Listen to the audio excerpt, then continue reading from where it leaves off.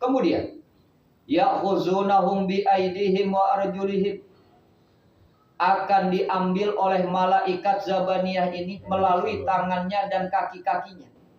Kenapa? Li'annahum ya'lamuna bi arjulihim, karena sesungguhnya malaikat ini mampu berbuat, melakukan dengan kakinya kama ya'maluna bi aidihim, sebagaimana diperbuat oleh tangan. Maksudnya, kalau kakinya bisa ngambil, tangannya bisa ngambil, semuanya bisa. Beda sama kita. Kalau kita kan tangan nih, kita cengkerem. Kuat tangan kita. Ketika pakai kaki, ya gampang aja. Nyubit pakai tangan sama nyubit pakai kaki, sakitan mana? Tangan. Kenapa? Karena tangan kita lebih kuat dibandingkan Kaki. Tapi yang namanya malaikat Zabaniyah nggak begitu. Kaki dengan tangannya sama kuat. Apa yang mampu dilakukan tangannya, mampu pula dilakukan oleh kaki. Bentuknya seperti apa? Allah a'lam. Fayakhuzul wahid minhum asharatu alafin. Maka salah satu nih, baik daripada tangan ataupun kakinya, itu sekali raup bahasa kitanya. Sekali dia ngambil, jumlahnya nggak tanggung-tanggung. 10.000 orang. Ya. Jadi sekali ngambil nih pakai tangan 10.000 orang. Sekali ngambil pakai kaki 10.000 orang. Nah, kalau empat-empatnya ngambil, kira-kira berapa banyak? Sedangkan tangan malaikat ini tadi sebanding hitungannya dengan penghuni neraka. Berarti berapa banyak? Satu kali diambil 10.000. Jadi jangan pakai kepikiran mau lari atau pengen keluar dari neraka. Kenapa? Karena rupanya saja, bentuknya saja seperti ini. Ya.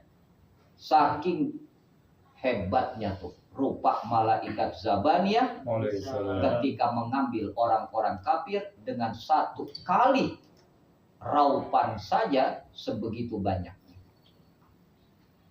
Dan kemudian payulki finnar, langsung tuh dilemparkan ke dalam neraka. Sekali dilemparkan arba'ina alafin, 40.000. Kira-kira kampung kita segitu enggak hitungannya? Agak. Enggak ada. Orang-orang kafir langsung dilemparkan 40.000 sekali lemparan. Bayangin kalau tangan malaikat ini sebanding dengan jumlah penghuni neraka. Daf'atan wahidatan, sekali lempar aja. Ya. Lamma fihi minal quwwati wasyiddati, karena saking kuat dan hebatnya malaikat Zabaniyah. Waru'usihim Malik, dan pemimpin mereka ternyata adalah malaikat Malik Khazinul Nar, sebagai penjaga neraka. Lalu malaikat Malik seperti apa sih? Wasamaniyatu asara mislih. Malaikat Malik ini nih punya pembantu, jumlahnya kurang lebih 18. Wahum ru'usal malaikat, dan 18 ini adalah pemimpin malaikat. Tahta yadi kulli malakin minhum, berada di bawah satu komando dari malaikat ini.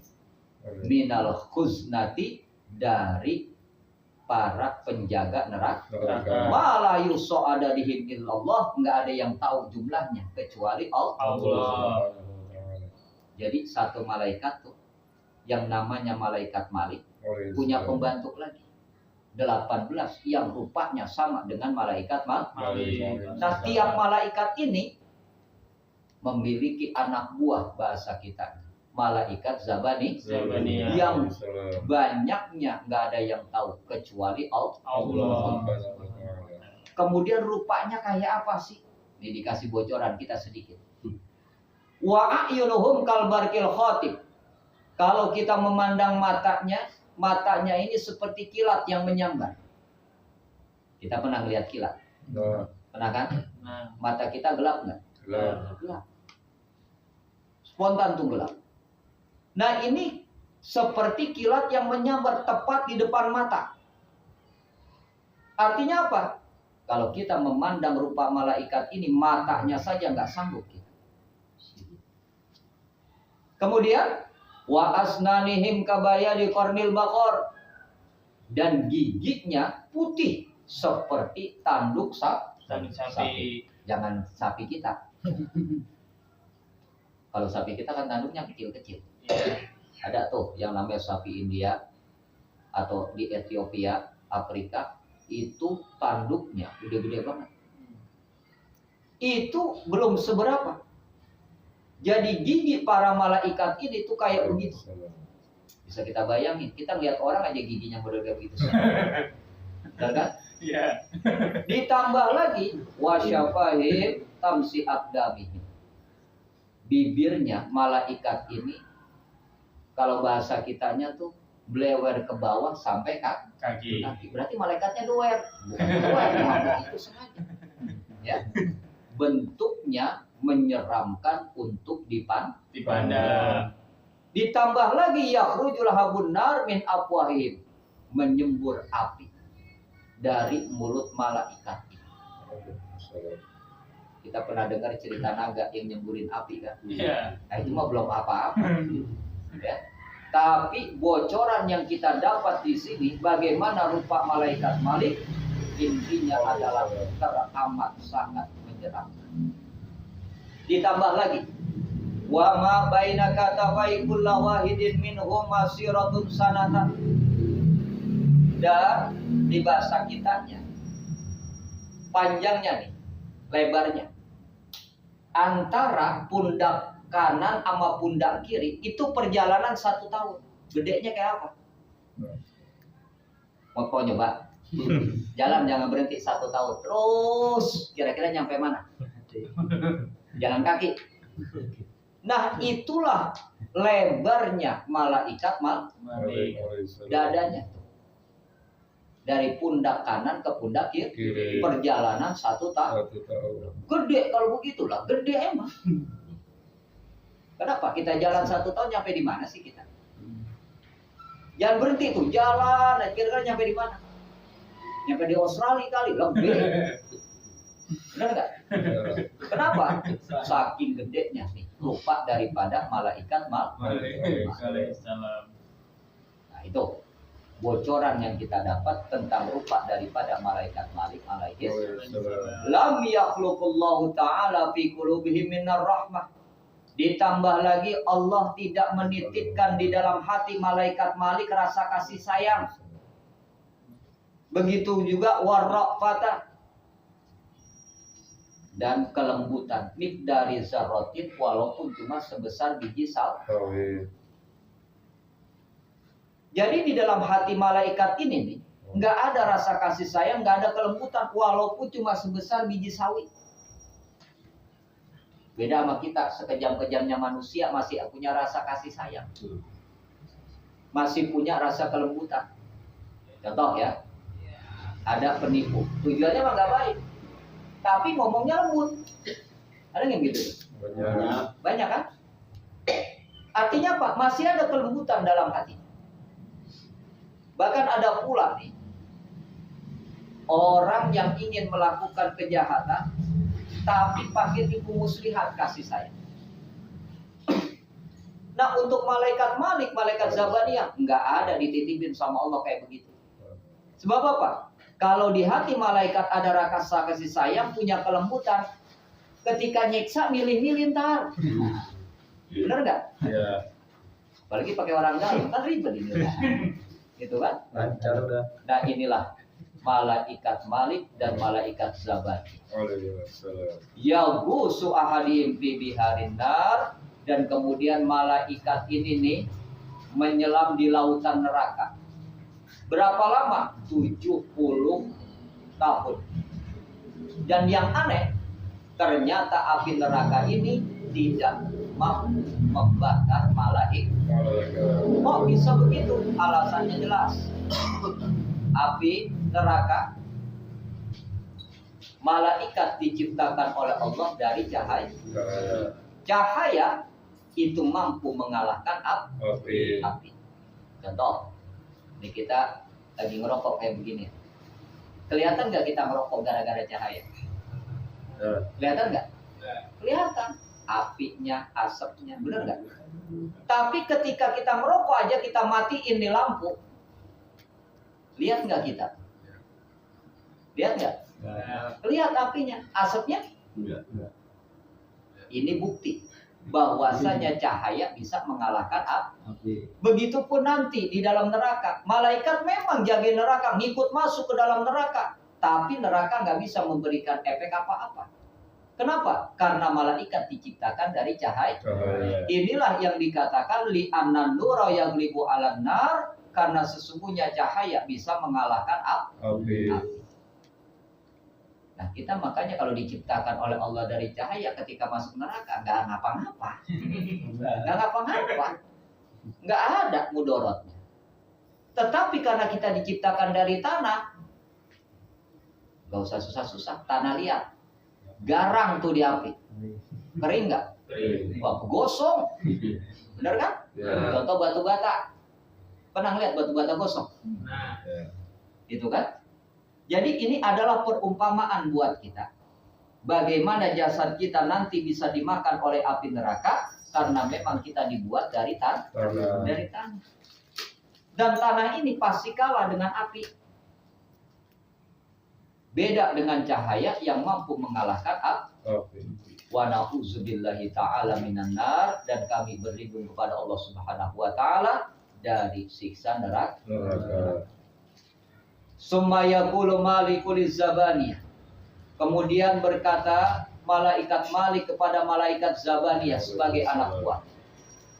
Diperintahkan oleh malaikat Malik, ulquhum finnar. Lemparkan sekarang mereka semua ke dalam api neraka, kata malaikat Malik. Faiza alquhum finnar, maka apabila dilemparkan nih orang-orang yang beriman, umat baginda Rasulullah, namun karena dosa dan kemaksiatannya belum bertaubat akhirnya masuk neraka, dilemparkan oleh malaikat Zabaniyah, nadu bi ajma'ihim.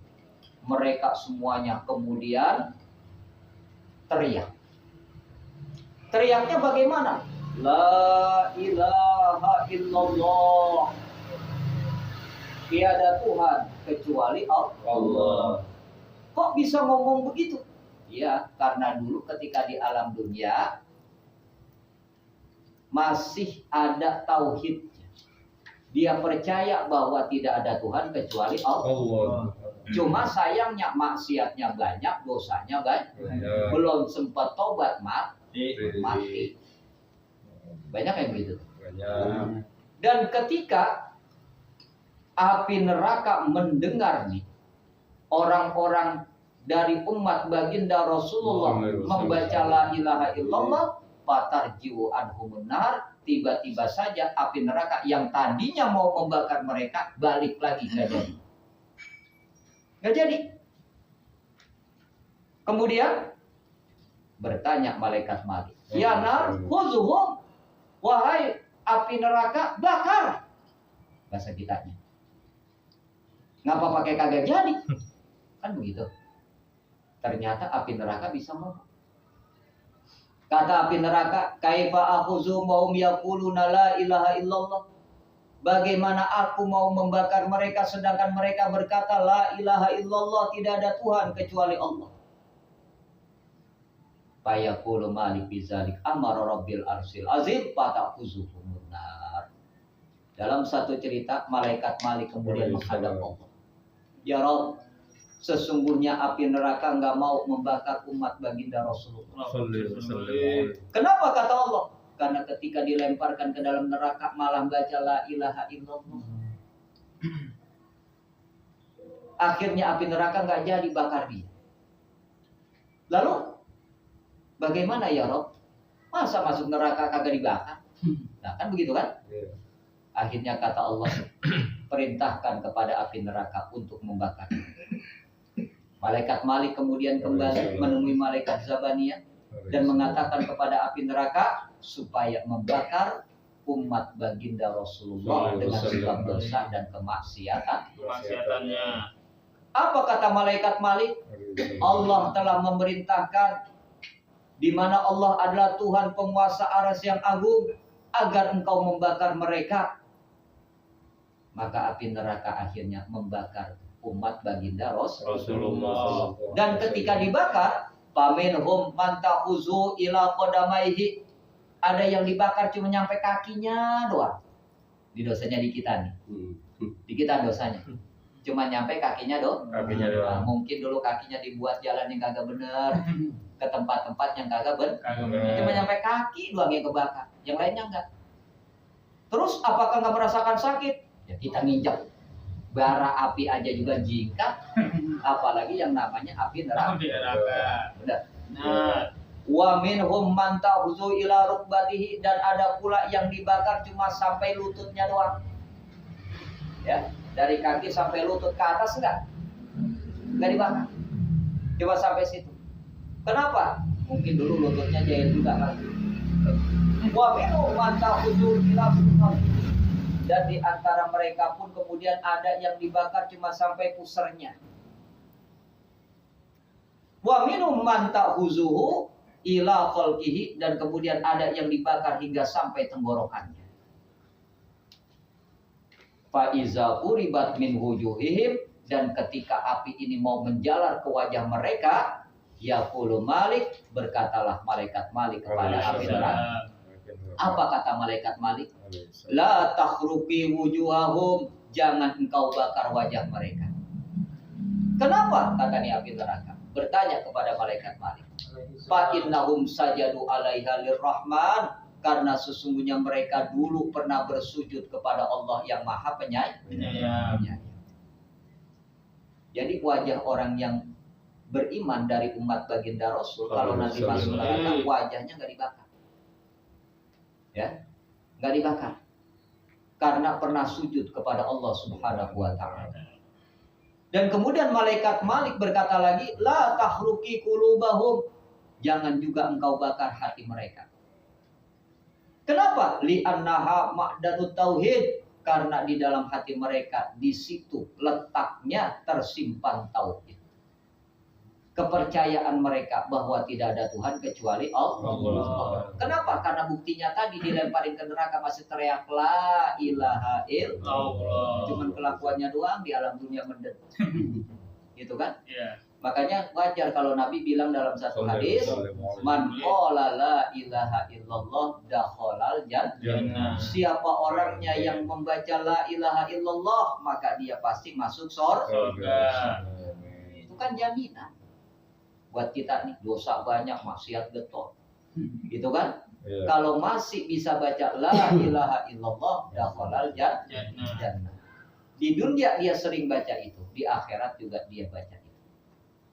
Kenapa? Karena miftahul jannah la ilaha illallah. Kuncinya surga itu la ilaha illallah. Kan tiap-tiap sesuatu punya kunci, termasuk surga. Yang kuncinya itu la ilaha illallah. Berarti orang yang nggak membaca la ilaha illallah bagaimana? Ya nggak bakalan masuk surga. Jadi kalau ada orang ngomong semua agama sama, palelu. Benar kan? Nggak bakalan sama. Kenapa? Karena dikatakan agama yang disempurnakan oleh Allah cuma Islam. Agama lain tuh Yahudi, Nasrani nggak disempurnakan sama Allah. Makanya ada satu riwayat ketika zaman Sayyidina Umar ibn Khattab, ini salah seorang Yahudi datang menemui beliau. Wahai Umar, sesungguhnya ada satu ayat di dalam Al-Quran yang kalau ayat ini diturunkan kepada kami, maka kami jadikan hari diturunkannya sebagai hari raya buat kami. Sayyidina Umar nanya, ayat yang mana? Yaitu ayat al-yauma akmaltu lakum dinukum wa atmamtu alaikum nikmati wa raditu lakumul Islam Madinah. Surat apa? Al-Maidah ayat 3. Arti ini ayat, al-yauma akmaltu, pada hari ini telah aku sempurnakan. Lakum dinukum, bagi kamu agamamu. Wa atmamtu alaikum nikmati, dan telah aku sempurnakan nikmatku untukmu. Wa raditu lakumul Islam madina, dan aku ridho, kata Allah, Islam sebagai agama. Allah yang bilang. Turunnya ayat ini tepat di bulan Zulhijjah. Ketika Nabi wukuf di Arafah. Harinya hari Jumat. Pas nih kita sekarang berada di bulan Zulhijjah. Pada hari itu, hajinya dinamakan haji wada, yaitu haji perpisahan, haji terakhir baginda Rasulullah.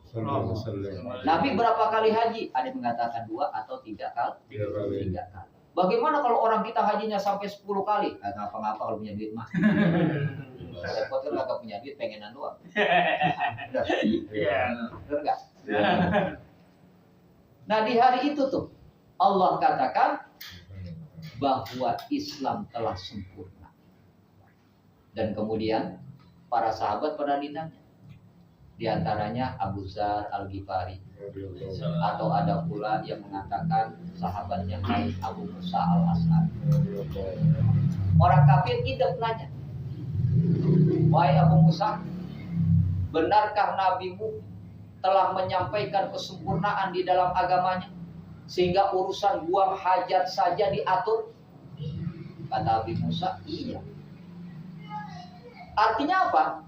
Belum pernah ada agama yang sebegitu detail dan sempurnanya mengatur kehidupan umatnya kecuali Islam. Maka wajar kalau dikatakan al-yauma akmaltu lakum dinukum wa atmamtu alaikum nikmati wa raditu lakumul Islam madina. Orang Yahudi itu pengen supaya ayat itu turun buat dia. Supaya apa? Dia bisa mengklaim bahwa agamanya yang paling sempurna. Ternyata apa? Nggak turun. Kalau orang Nasrani juga sama, pengen banget tuh ayat itu turun, tapi nggak diturunin. Akhirnya yang diturunkan kepada umat Islam. Maka kita bangga, kita senang. Islam ini telah sempurna. Yang bikin kagak sempurna siapa? Kita. Kadang-kadang nambahin, kadang-kadang ngurangin. Ada nggak udah kita begitu? Ada. Padahal Allah perintahkan dalam Al-Quran, ya ayyuhallazina amanu dkhulu fis-silmi kafah. Wahai sekalian orang-orang yang beriman, yang mengaku tidak ada Tuhan kecuali Allah dan percaya kepada hari akhir, masuklah kalian ke dalam Islam secara menyeluruh, jangan setengah-setengah. Tapi umat Islamnya kan begitu medenya. Puasa rajin, sholat kagak. Tuh, begitu tuh. Ada nggak begitu? Ada kan? Sembahyang rajin, maksiat getol. Ada yang begitu kan? Nah itu namanya nggak menyeluruh, setengah-setengah. Padahal kata Allah, udkhulu fis-silmi kafah. Bahkan di dalam ayat yang lain tentang kesempurnaan Islam banyak betul. Di antaranya, wa may yabtaghi ghairal Islam dinan falyuqbal minhu. Siapa saja orangnya yang mencari agama selain Islam, maka tidak diterima darinya agamanya ini. Artinya apa? Kalau ada orang mengatakan walaupun dia di luar Islam pasti nanti masuk surga, palalu. Enggak ada yang begitu. Kenapa? Pala yuqbala minhu. Lan istiqbal, membalikkan perkara yang lain, bahwa selain Islam enggak diterima. Jadi agama enggak semuanya sama. Yahudi agama samawi, Nasrani agama samawi, tapi beda dengan Islam. Ketika Islam datang sebagai penyempurna, dua agama ini enggak berlaku lagi. Mau marah-marah bodo amat. Benar enggak? Ya. Kenapa? Karena Islam sebagai penyempurna. Makanya dikatakan inna dina indallahil Islam. Sesungguhnya agama di sisi Allah yang diterima hanyalah Islam. Selain Islam nggak akan diterima. Makanya dikatakan kafir. Di dunia dikatain kafir, marah dia. Di akhirat mau marah dah semua. Kenapa? Ayatnya udah jelas ada di dalam Al-Qur'an. Makanya Makanya dibilang wala tattabi'u khutuwati syaitan, dan janganlah kamu sekalian mengikuti langkah-langkah setan. Kenapa? Innahu lakum aduwwum mubin, karena sesungguhnya setan ini musuh yang nyata buat kamu. Artinya orang-orang tuh yang seperti itu, yang mengatakan agama semuanya sama. Kalau dia baik, berbuat kebaikan pasti masuk surga. Tuh namanya setan. Dan setan memang musuh yang nyata. Nyatanya bagaimana? Ada di hadapan kita. Setan yang mana? Setan yang jenisnya manusia. Kan Allah bilang minal jinnati wat nas. Setan itu dari jenis jin dan dari jenis manusia. Kalau dari jenis jin paling cuma bikin was-was doang. Rasa takut, bimbang, ragu, galau bahasa kesarannya. Paling cuma begitu doang. Ya, nakut-nakutin kita, itu setan tuh yang jenis jin. Tapi nggak bakalan gampar kita, nggak bakalan. Nggak. Apalagi pakai meraktekin, ini begini nih ya nih. Ini caranya maksiat ini enggak. Itu dari jenis jin. Yang paling parah dari jenis manusia. Langsung meraktekin di depan kita. Caranya mabok begini nih. Nih. Meraktekin nggak? Belum pernah kita nemuin jin meraktekin mabok. Benar. Caranya main judi begini nih. Dari jenis manusia. Benar nggak? Benar. Artinya lebih parahan mana? Kita pikir-pikir. Parahan mana? Jin apa manusia? Manusia. Makanya wajar kalau kemudian seiring dengan perkembangan zaman kita lebih takut kepada manusia dibandingkan bangsa jin. Orang zaman dulu tuh tahun 60-an, 70-an itu lebih takut sama setan dibandingkan sama manusia. Jalan tempat gelap, tempat serem, pakai ngomong, numpang lewat numpang ya. Jangan pakai nakut-nakutin, gitu kan? Takut betul tuh sama jenis jin. Tapi orang sekarang lewat kuburan, bukan lewat duduk. Ngobrol. Bener nggak? Udah nggak takut lagi. Bener. Lebih takut kepada manusia yang jadi setan. Coba kita di jalan di tempat sepi, takutnya sama apa? Begal, rampok gitu kan? Nggak takut sama setan, takutnya sama manusia yang kelakuannya seperti setan. Nah inilah yang harus kita perhatikan buat kita. Jadi ya, karena masih ada tauhid di dalam hati orang-orang dari umat baginda Rasul yang disiksa di dalam neraka, maka hatinya nggak dibakar. Karena pernah mengucapkan la ilaha illallah, dia yakin tidak ada Tuhan kecuali Allah. Dan hati ini pula wal ma'rifah, tempatnya ma'rifat. Dia mengenal Allah. Hati kita ini nih, kalau mengenal Allah itu tersentuh. Ketika dibacakan ayat Al-Quran tentang ayat-ayat kabar gembira, kita berkata Allah, kan begitu kan? Ketika dikatakan atau dibacakan ayat-ayat tentang azab Allah, kita ngeri bukan main. Makanya dibilang dalam Quran, wa iza tuliyat alaihim ayatu zadathum imana wa ala rabbihim yatawakkalun, kan gitu. Bertambah keimanannya kepada Allah. Kenapa? Karena memang tempat mengenal Allah adanya di hati. Dan ketika hati seseorang sudah tersentuh, dia akan mengenal Allah dengan sebenar-benarnya. Dia tahu bahwa Tuhannya adalah Allah. Kemudian hati ini adalah tempatnya iman, kepercayaan, keyakinan. Sehingga kalau hatinya benar, maka perbuatannya juga benar. Makanya dikatakan kan, bahwa yang namanya iman, ya, pertama tasdikun bil qalbi, dia benarkan dengan hati. Benar, tidak ada Tuhan kecuali Allah. Kemudian wa qaulun bil lisan, dia ucapkan dengan lidahnya la ilaha illallah. Lalu wa af'alun bil arkan, dia lakukan tuh. Dia kerjakan rukun-rukun iman. Dia kerjakan. Kenapa? Karena hatinya benar, mulutnya benar, perbuatannya juga benar. Tapi kalau ingkar, coba dah, mohon maaf, orang di luar Islam percaya sama Allah bahwa tidak ada Tuhan kecuali Allah. Enggak. Ketika hatinya sudah menolak, kita suruh mengucap la ilaha illallah, gak bakalan mau. Walaupun itu cuma sekedar Ucapan. ucapan. Coba tanya, praktekin sama orang di luar Islam. Lu ngomong dah la ilaha illallah, nggak bakalan mau. Walaupun cuma sekedar Ucapan. Kemudian mereka tidak akan pernah melakukan rukun-rukun Iman. nggak ada realisasinya. Beda dengan umat Islam yang beriman kepada Allah. Dimulainya dari mana? Dari hati. Makanya Nabi bilang, ya, sesungguhnya di diri kalian ada segumpal darah. Apabila segumpal darah ini benar, maka benarlah kalian. Tapi sebaliknya, ketika segumpal darah ini isinya keburukan, maka tidak akan ada kebenaran. Sahabat bertanya, apa segumpal darah ini ya Rasulullah? Ala wahyal qalb. Ingatlah, itu adalah Hati. hati. Jadi hati kita ini harus betul-betul ditata dengan baik. Kemudian kenapa mereka pun tidak dibakar hatinya? Wa qalima atau sufi Ramadan, karena mereka dulu pernah merasakan hausnya, dahaganya berpuasa di bulan Ramadan.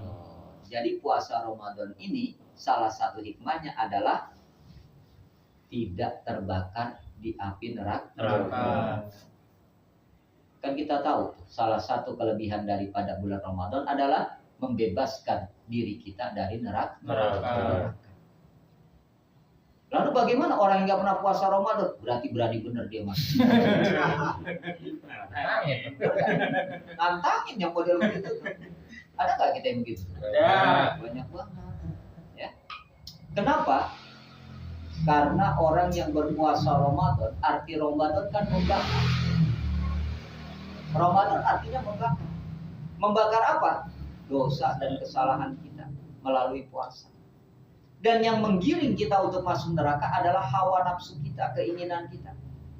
Maka dibelenggu itu semua dengan puasa Ramadan. Kan kita pernah dengar satu cerita. Bagaimana hawa nafsu ini itu jangankan kepada kita atau jasad kita, kepada Allah saja yang menciptakan, yang melawan. Kita pernah dengar ceritanya kan, hadis baginda Rasul. Ketika hawa nafsu ini selesai diciptakan, Allah nanya, hawa nafsu siapa engkau?